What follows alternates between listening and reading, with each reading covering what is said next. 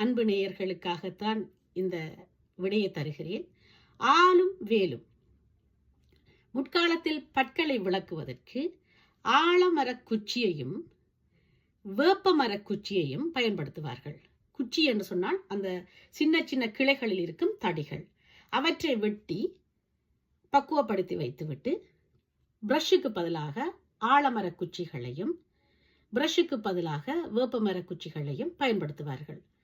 நான் ஈழத்தில் இருந்த காலகட்டத்தில் என்னுடைய அம்மம்மாவின் ஊரிலிருந்து வந்த என்னுடைய உண்டை விட்ட சகோதரர்கள், மாமாக்கள் எல்லாம் பிரஷ் பயன்படுத்த மாட்டார்கள். கரி எடுத்து பல்லு விளக்க மாட்டார்கள். வேப்பமரத்து குச்சியை பிடுங்கி பல்லை விளக்குவார்கள்.